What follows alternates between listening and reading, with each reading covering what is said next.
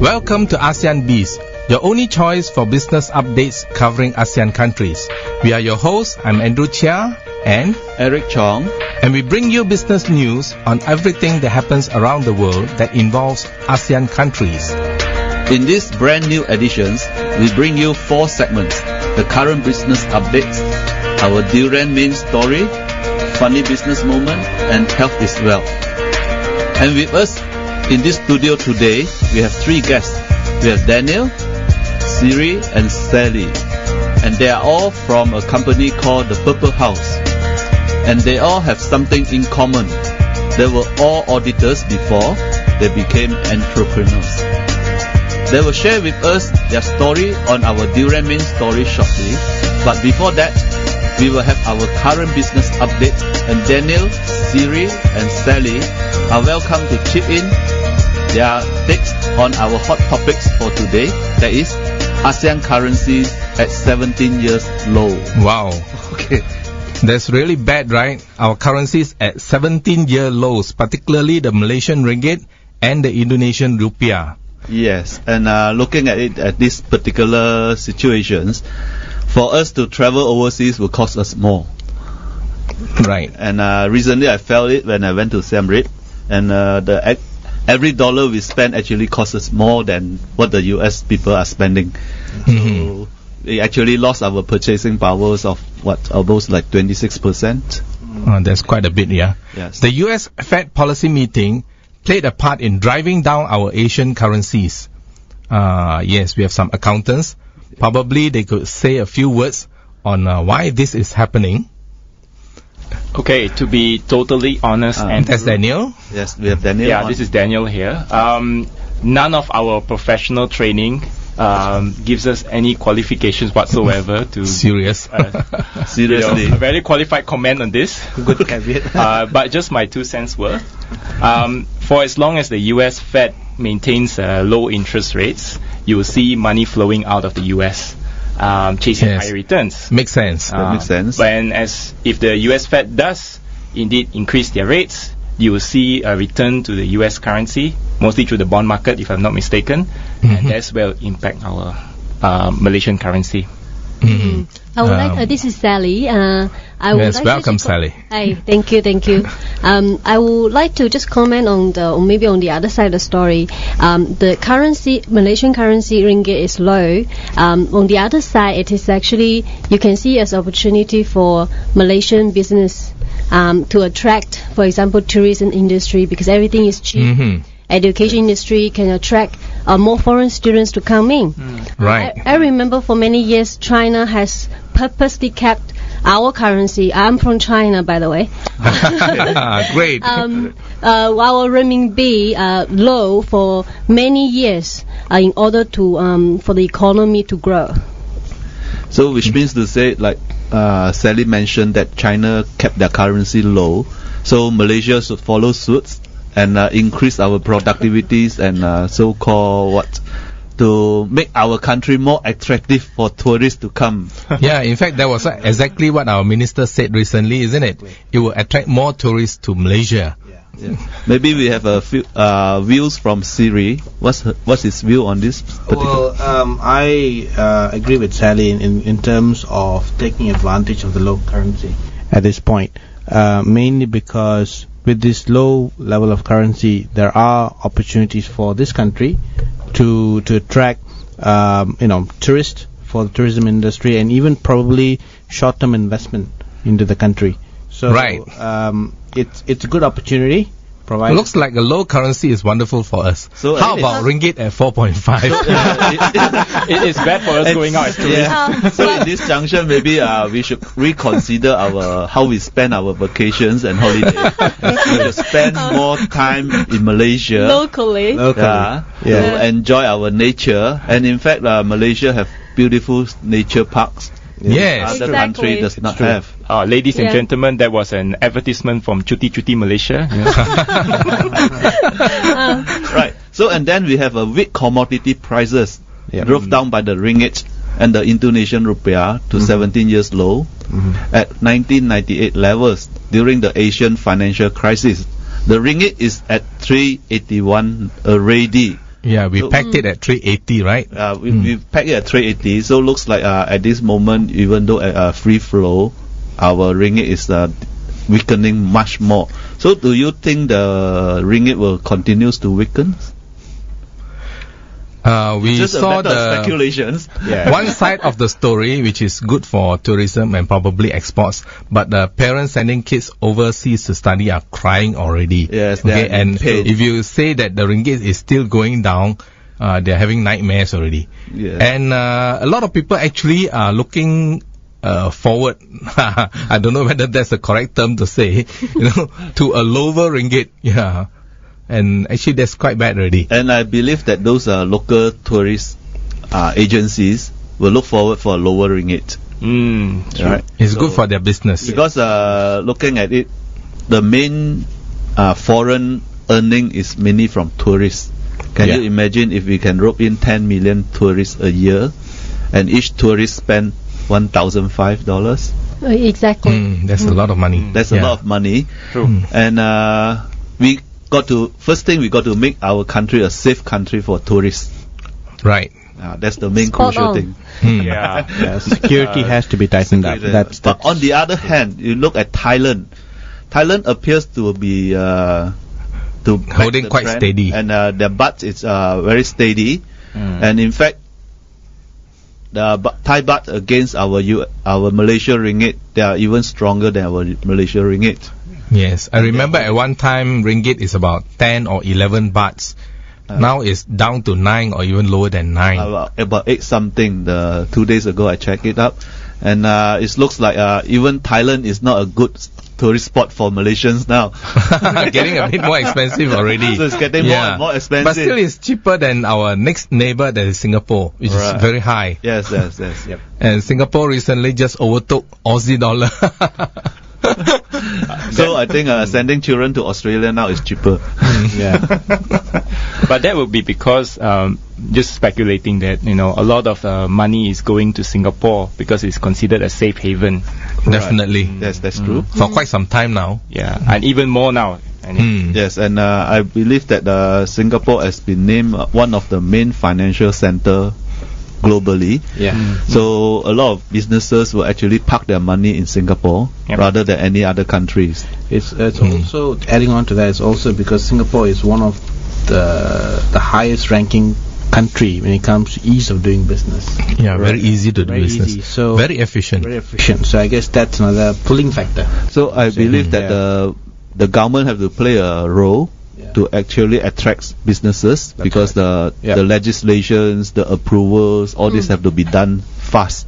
And you can't expect a businessman who dumps in millions have to wait 6 months for an approval. Yeah. Especially when you talk about buildings approvals, and development approvals. And frankly speaking, I was from the construction industries, and to actually get a approval sometimes it takes you 3 years. Even the building is up, your approval is not. That's not very efficient. Yeah. Yes, and this actually generate a lot of opportunities for people to take advantage of this. Yes.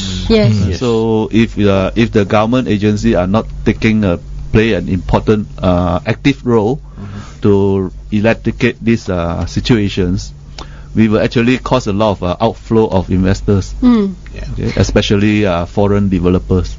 Yeah, Eric, I like the word you used just now, opportunities. We are talking about like something, well, we will say bad news here, but when there's challenge... Bad for somebody, good for somebody. Yeah, well, if you can turn challenges into opportunities, then that's good for you. Right, great. That's a very positive way of looking at it. And after talking so much about 17-year lows for our currencies, we would like to know what are some advice that we can give to businesses in ASEAN in the wake of all these falling currencies. We know that export is going to be better, and tourism will be better. I think first things first, putting currencies aside, if you look at ASEAN, there's one thing that we've been recently, how shall I say, been enlightened by the ASEAN Economic Summit that we have attended, I think about a month, 2 months ago. And one thing that we found out is that ASEAN has, in aggregate, in total, has a huge human capital that it can export in terms of labor, cheap manufacturing and whatnot. So with this low currency that we are facing right now, the 17-year low currency, one thing that I think ASEAN can gear up to is to improve its export productivity, its export quality, Right. and not only thrive during this 17-year low currency period, but actually Make use of the opportunity. and then stabilize from then on. Right. So yeah. this is a right time to actually gear up. So in actual fact, for every crisis, there's always an opportunity. Yes, that's right. Yeah. For the general public, Yeah. for the businesses, and even for the government to back up. That's right. It's the right time to set the tone. Right. Yeah. Yeah, I think Sri is saying besides just increasing the quantity of exports, we look into improving the quality and the productivity at the same time, and make yourself using this opportunity to be even more competitive in the global market. Well said, Andrew. That's right.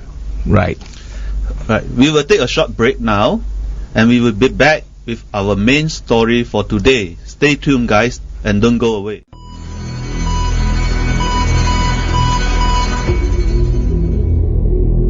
Welcome back. You're listening to ASEAN Biz, and our Durian main story for today is Entrepreneurship from Rat Race to Freedom, Part 1, Preparing the Exit. But before we bring you our main story, Eric is going to share with us his funny business moment. And the title of his story today is Money or Life. Right, Andrew. We've been a lot of people are very attached to material things. Yes. Okay, so this one particular incident, a rich man was driving his big BMW, a brand new BMW, down the highway, and he fell in love with the BMW so much that he keeps singing to himself, "I love my BMW, I love my BMW." So just focusing on his car and not his driving. Then suddenly he soon smashed into a tree, and miraculously he survived, but his car was in total loss. Then he shouted, "My BMW, my BMW!" He sobbed, right? Then along the way came a good Samaritan and cried out to him, "Oh sir, you are bleeding, and oh my God, your left arm is gone."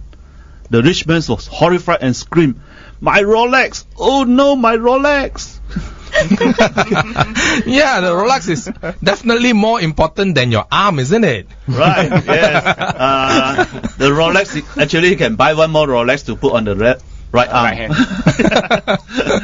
Right, so that Sometimes- shows a lot of people are very attached to material things, and it's actually give them a sense of so-called false identity. Right, it's ridiculous, isn't it? Yeah.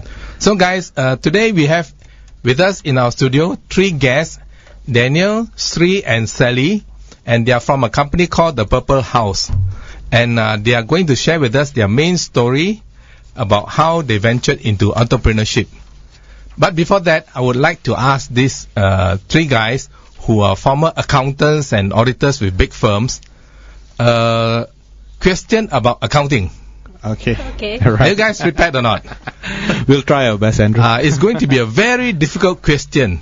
I've asked a lot of accountants before, and they are not able to answer it. Right. Okay. Okay. All right. Okay, on. the Bring it question on. goes like this. Uh-huh. What is the difference between counting and accounting? Don't laugh. It's a very difficult question, you know. Counting and accounting. Okay. Right. Okay. Yeah, Maybe, who would like to try that? maybe, Okay. maybe you can Okay, I Okay, go Sally, first. go first. The difference is accounting has extra A and C. Then Oh, fantastic. It's the spelling. That's correct. Daniel, do you have something to add to that? Okay, a little bit more clinical. Counting is arithmetic. Right. So the actually numbers, involving numbers, counting 1, 2, 3, 4, 5, 6. Right. Whereas accounting, Accounting, it's more on More than numbers. financial statements. right. So actually looking at the business, the situation of the business financially at a certain point in time. Wonderful. Technical expert. How Yeah. about Sri? Well, I couldn't agree with Daniel more. I think what he said, counting it's basically boiling down to basic math, just adding up sums, divisions, whatnot. Whereas accounting takes it up a few steps higher, where you actually look not just at quantitative but qualitative Right. aspects of it. Okay, and you give me a second try.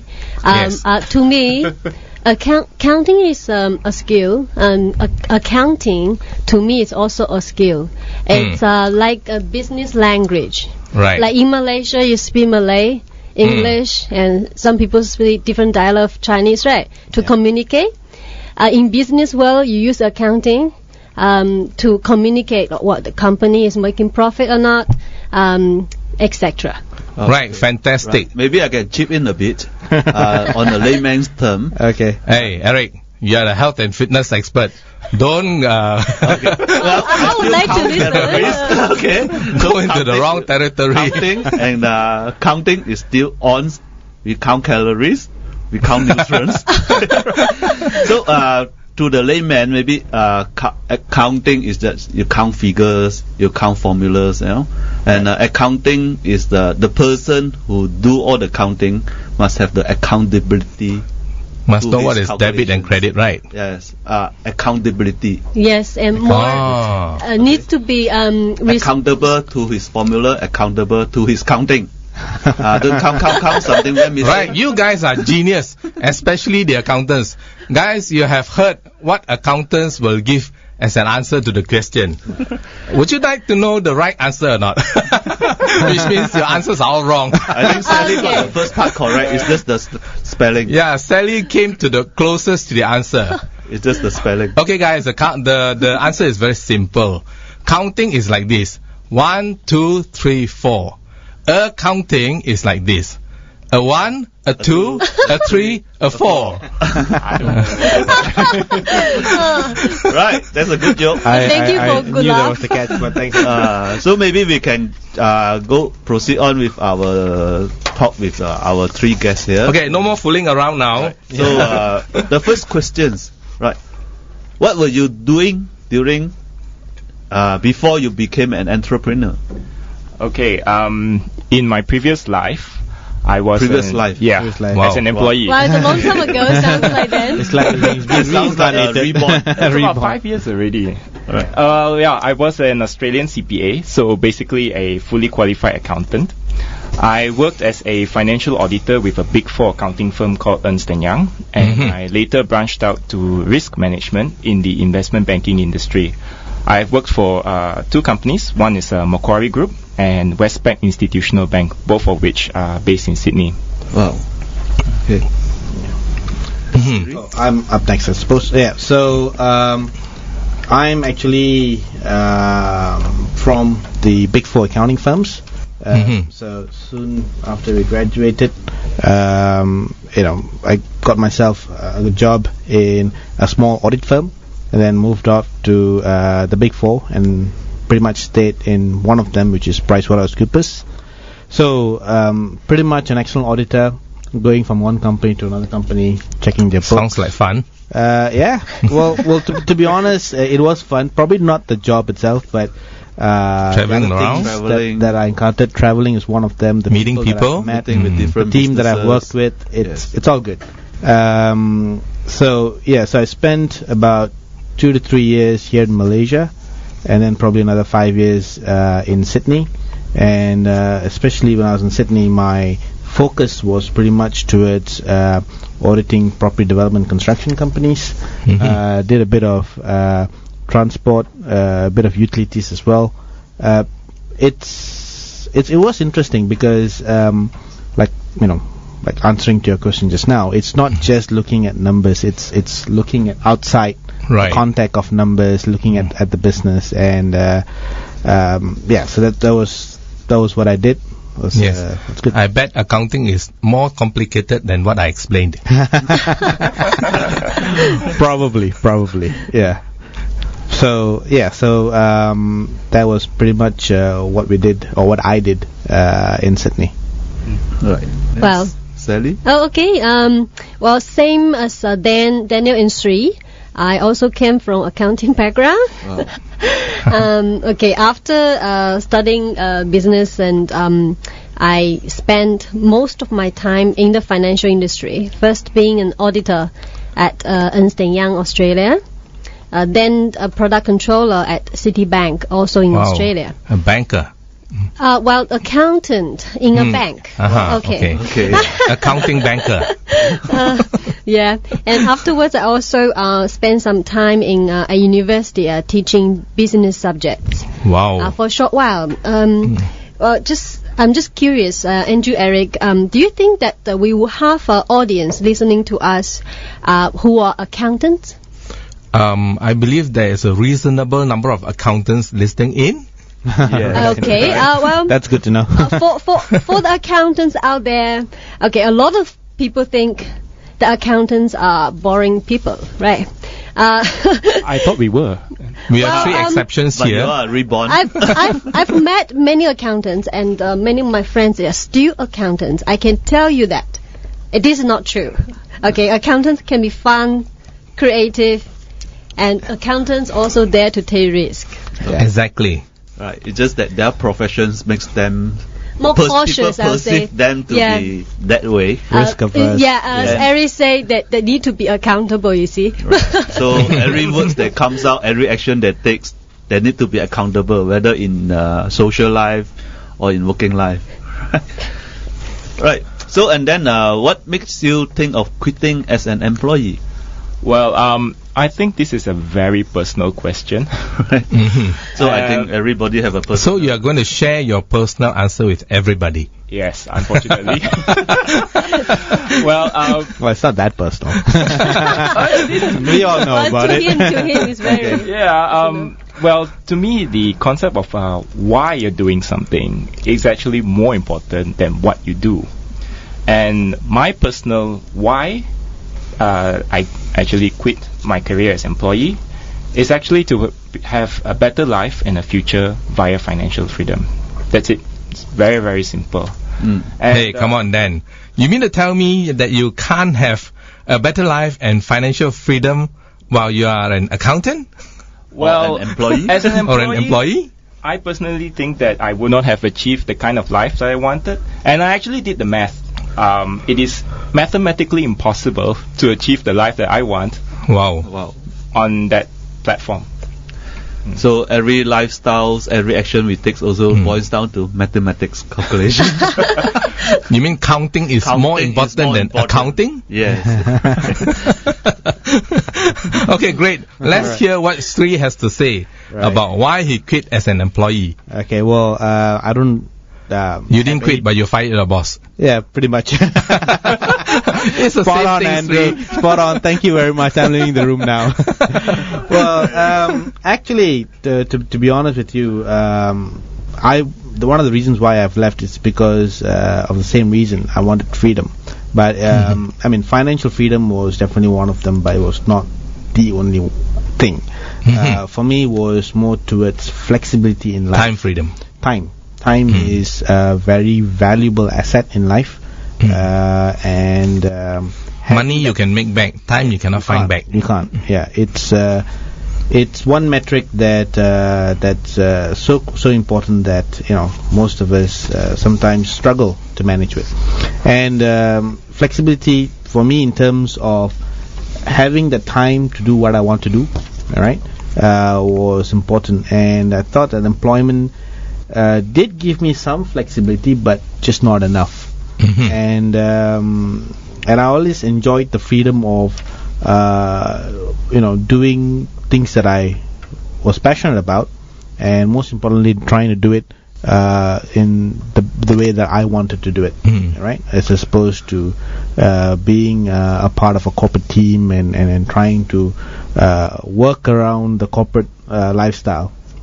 Coming out and doing something on my own was... So my question is, Sri, Yeah. After a few years firing your boss, Yeah. are you ready to sing the song now? My way. I did it my way. I guess yes. I would be singing that song. In fact, I am, and I think I will be singing. Congratulations, man. Thank you. I think I will be singing the song for years to come as well. Wow. So yeah, it was. Bring me along to the karaoke, okay? Definitely. But yeah, so that's my reason. Okay. Yeah. Then maybe we can. Yes, the lady is going to enlighten us. Okay, well, just now Daniel said it was a personal story, so it was a personal story. That's around the time I met 1 year after I met a fantastic guy. I finally wanted to settle down. And then seriously thinking about future. Making serious plans. Okay. Is it somebody that we know? Well, the guy is just sitting next to us. Well, Hey. Daniel and I am a couple now. Oh, okay. Okay. Well, that was I was trying to just be funny a bit, but Okay, seriously. We can see that you and Daniel are an item. Okay. After working for many years, I've learned and grown, became more mature, and got to know myself a little bit better. That's when I came to realize what I really want in life. But similar to Daniel and Sri, I wanted to achieve financial freedom, do the things that I enjoy. And the last bit, I know the angel gonna make fun of me, but this is what I had in mind since I was a little kid. Okay, please don't laugh at me, guys. I want to make a difference in the world in my own way. Well, that's very good. It's not funny, Sally. In fact, it's something that is very serious. Very serious. A lot of people Everybody should is- be giving serious thought to what they actually want in life, and to have the courage to go after it and pursue your dream in life. Isn't it? Yes, I'm sure everybody here yes, would agree with I that. Totally agree. Especially recently, I just have a small chat with some of my close friends who are very well-to-do.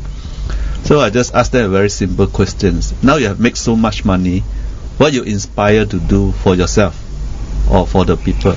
Then you think. He cannot come up with an answer. He said, frankly speaking, I don't have such aspirations. Yeah. So what they continue to do is make more money. Yeah. So And to the extent that their wealth is actually a burden to them. Yep. Well, And, like the rich man just now you told us about the story. my Rolex is most important. Yeah, it's quite sad that a lot of people have not figured out what their purpose in life supposed to be, even after they reach the age of 50 or even 70. Yes, You know?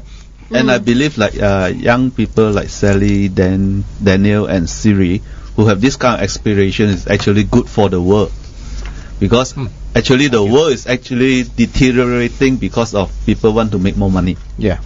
Yeah. Right. right? Of course, making money is not a sin. It's not. No, It's not a sin. It's just that way people you go go to about all it. means Yeah. to make money. That's Yeah. another thing. Right. Yeah. Okay. Okay. Well, so when I had that realization, I unfortunately being an employee could no longer provide me with that platform. I believe that entrepreneurship can. So that's- you decided to fire your boss. No, I just say bye to my boss. Okay. Well, Thank you and bye. So diplomatic. Okay. Well, and in addition, I was very lucky to have Sri and Dan as my friend, and they wanted the same thing. They share the same dreams as you. Yes, exactly. Imagine How myself. It's very nice. Imagine myself working with my best friends and on the project of my choice, and I get to realize my talent in the way I feel comfortable. You can't get very much better than that. Yes, Can you? it sounds fantastic, isn't it? Yep. Right. Right. So we will take a short break, and we'll be back with our stories shortly. Stay tuned, guys. Don't go away.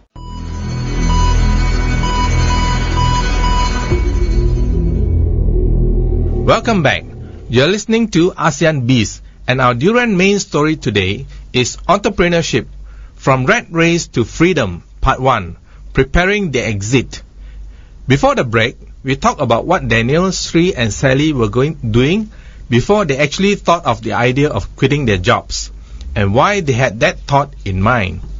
We will now continue the story with what they needed in order to escape from their job and the rat race.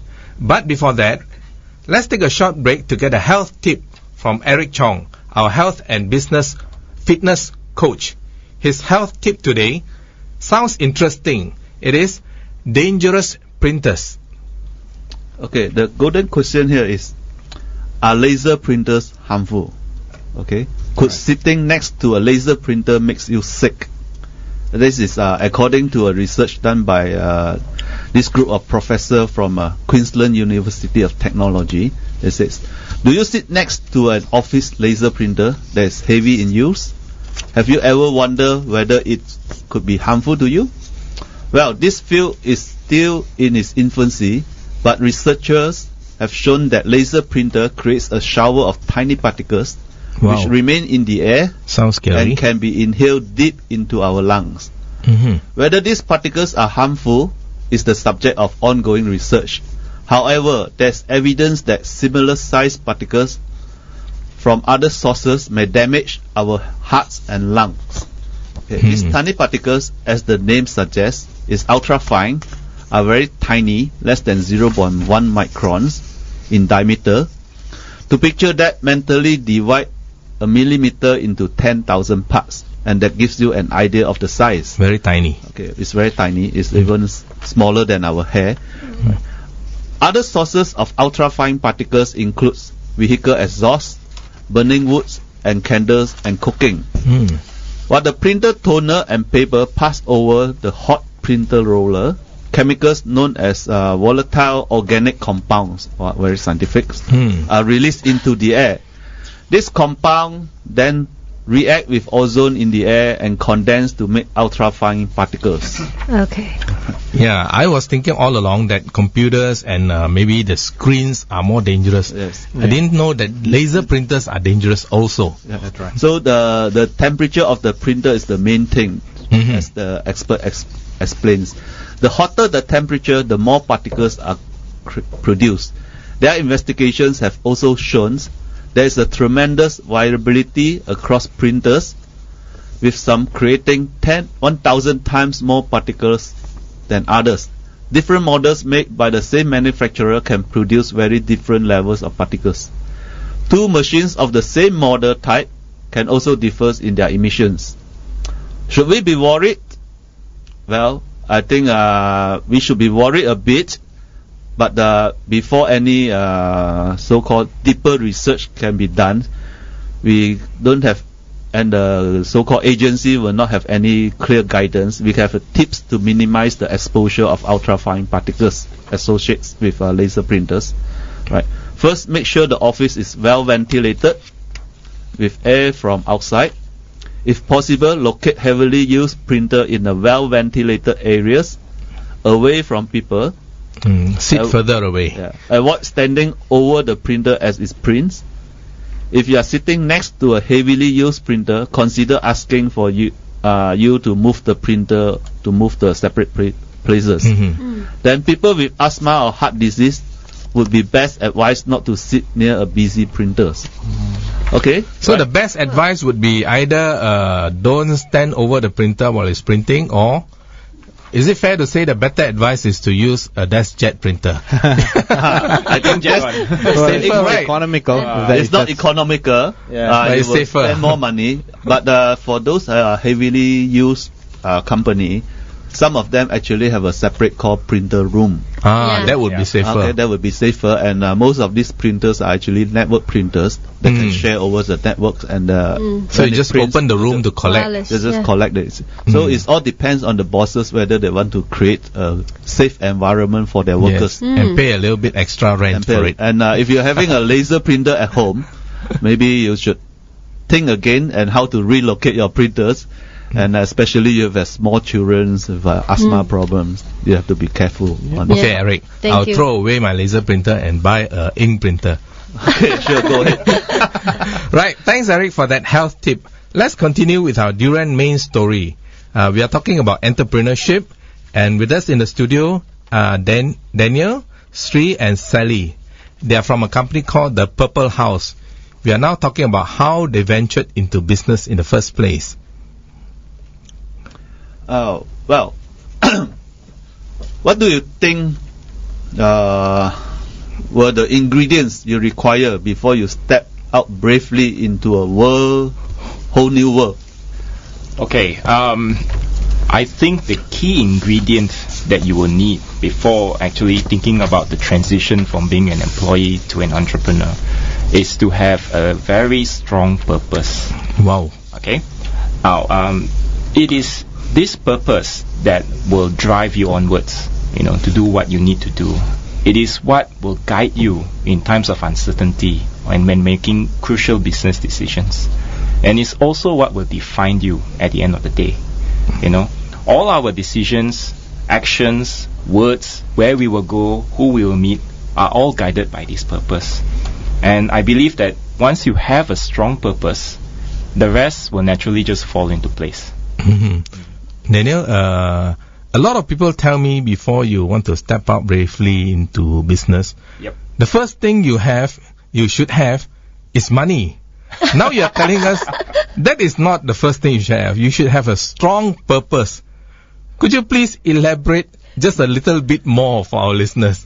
Yeah, right. Okay, I think that money, or capital, as I would put it, is just one of the ingredients you need for an overall business. Right. But the more underlying thing, the stronger thing that you really, really need, in my opinion, is actually your purpose. Because why you do something, like what I mentioned earlier, is actually more important than what you do. So it doesn't matter whether you're doing entrepreneurship or not, how much money you need. It's actually why you're doing something, the purpose itself. Thank you. That's quite enlightening, and I would have to say I agree with it totally. Thank you very much. Sri, what do you think? Well, Daniel has used the word strong purpose. I'm just going to replace that word with a sense of direction. But it actually means the same thing.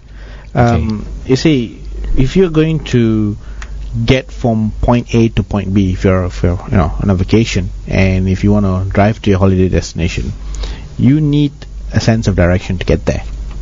So today that is replaced by a technology called Waze, right? Yeah, Waze, GPS. And it's actually Waze your brain. But you need to enter the address. Right, the address, you need to must know where enter you're the going. correct direction. Waze can take you there, but you need to know where to go.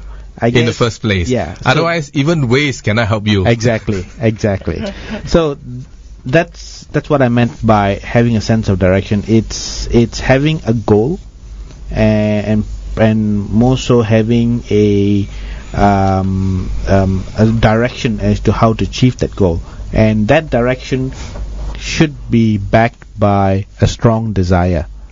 Great. A strong desire. So, because otherwise, in entrepreneurship, it's easy to get sidetracked when things get tough. Because, trust me, things will get tough along the way. Definitely.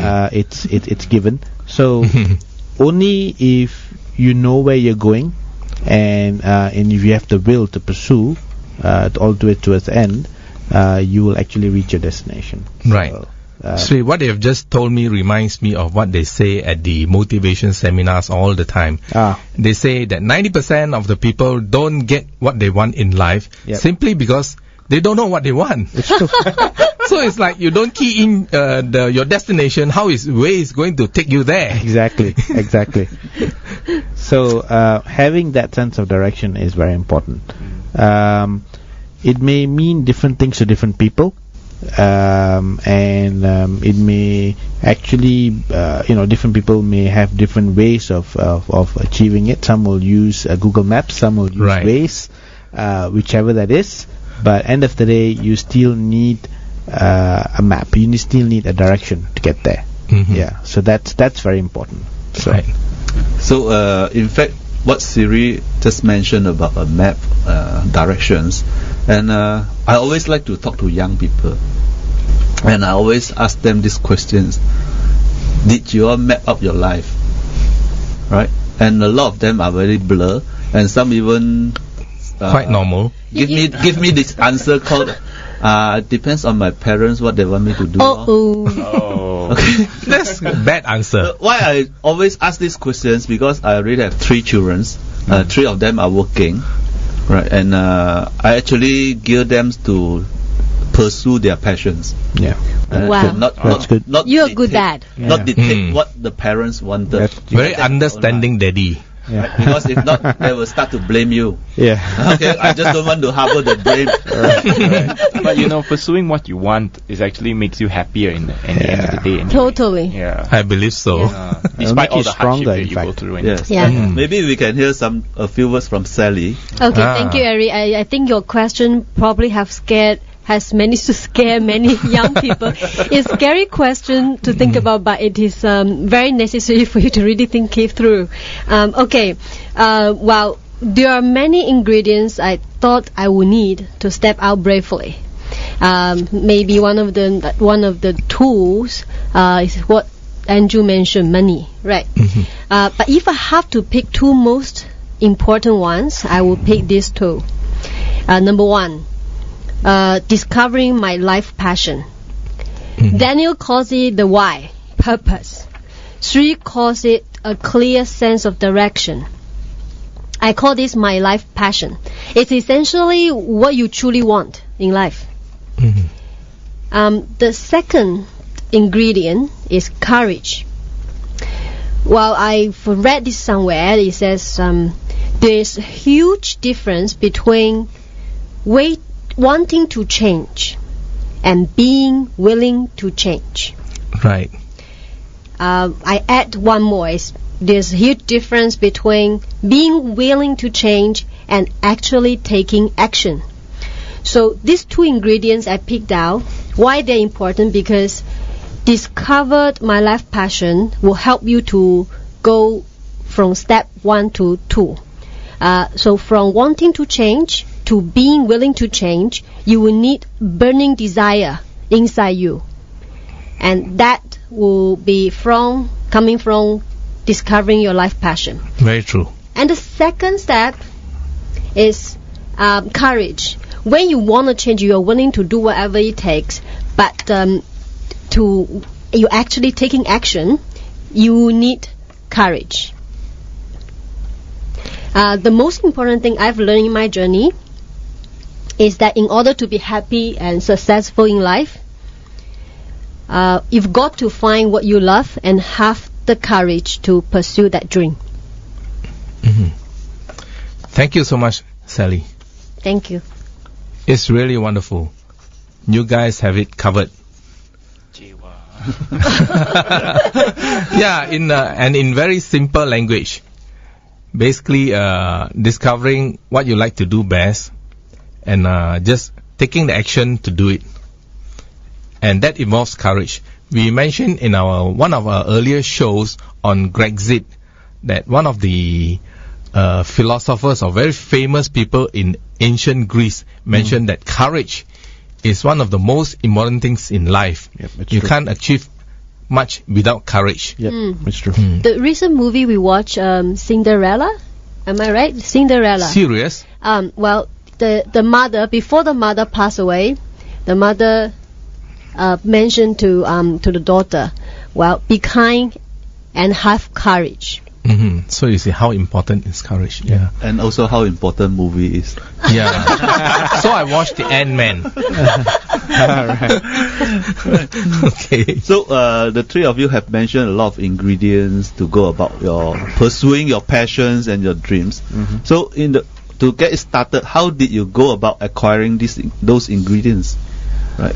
Okay, how did we go about acquiring those ingredients? I think my answer would be in the most boring way possible. Wonderful. By reading books. Thank you. Okay, I picked up books on financial intelligence, something of which Andrew Chia is an expert on. Really? Who is that? Really? He's actually written a few books on the topic. Serious? Yes. Okay. Also books on self-improvement and different mindsets. But I would say that having a great core team of like-minded friends does go a long way into acquiring those ingredients a bit more easier. But that being said, there is no standard way or one shoe fits all sizes kind of way of acquiring them. I think everyone needs to find their own way that suits them individually. I personally know people who learn through, talking to others face to face, and some don't like reading books. They actually like videos or something visual. Or maybe attending some courses. Watch movies. Watching movies? Movies. We deciphers the movies. Or listening to the radio. But at the end of the day, I think this is a really wonderful thing, because you can actually tailor-make or custom-make your own curriculum and learn at the pace that you're comfortable with. Right. So all you need to do is just take the first step and just go out there and learn the things that really, really move you. Great. Yeah. Thank you, Daniel. Sri has something to say in this? Yes, I do actually. Well, I think for me at least, one of those ingredients was is self-reflection. I guess sometimes the answer is within. It's not outside, it's within you. So you really have to do what it takes to get in touch with yourself and actually ask those, critical questions as to why you want to do this. And do you really want it bad enough? Yeah, exactly. That's how bad one this thing to be. So, I guess for me, if you ask me, it's something that you will have to, as a person, you will have to figure out for yourself. Nobody else can talk you into it. Because if somebody's talking into it, then it's probably not a good thing. Yeah, you're not probably convinced. And it's all about inspiration. Inspiration is everywhere. For me, I found it through reading the right books, talking to the right people, and again, most importantly, believing in myself.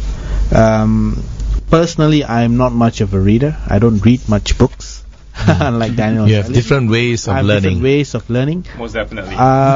For me, extracting what Daniel read. And forcing him to a certain extent. Actually, to a certain extent. By the way, You need a partner. Like Andrew reads a lot of books. Yeah. He will summarize it for me. Yes. That's what happens. But at I a small charge. And I guess for me, it's more about the connection with people. It's making that connection with the right people, and sometimes moving with different people inspires me. To sort of find my own niche, find my own how shall I say, a set of skill sets that I would need. So I guess that's how I propel myself forward. I think that's true. A lot of people believe that talking to people you can learn more than even reading books. It's all about energy, Andrew. It's all about passing on positive energy and reflecting that energy back to you. So it's that. And we live in the world of energy, so it's always good to go out to the sunny people, bounce out positive energy, and then get it exactly back. That's important. Yes, we have a very energetic lady here in the room today. And Sally, what do you say to that? Well, okay, I think Dan and Sri have already summarized it quite well. For me, just now I mentioned there's many other ingredients you will need, right? I found out all ingredients somehow are interlinked. Interesting. You can't really develop one ingredient without affecting others. You know what? I courage and self-confidence, for example, and positive attitude. Today, I only want to develop positive attitude without affecting all other good ingredients, right? And I don't tell me one way of doing that. Yeah, it's all related. It's all related, and life itself is a journey of self-discovering and learning. Right. So, like Sri, Daniel said, they have different ways. Essentially, you can learn from anything. You can learn from meeting friends, reading books, watching movies. You can learn even by doing gardening in your garden. All sorts of things. While you are doing this self-discovery and self-development, you will accumulate those ingredients you need. Okay, that's my answer. Short. Right, great, guys. It's very wonderful to have three people sharing on the fantastic topic of entrepreneurship. Right, folks, that's about all the time we have for today. Thank you, and we hope that you enjoyed the show. We'll be back with part 2 of Entrepreneurship from Rat Race to Freedom. The part 2 is titled Taking on Wings. Stay tuned. Bye for now. Bye. Bye. Bye.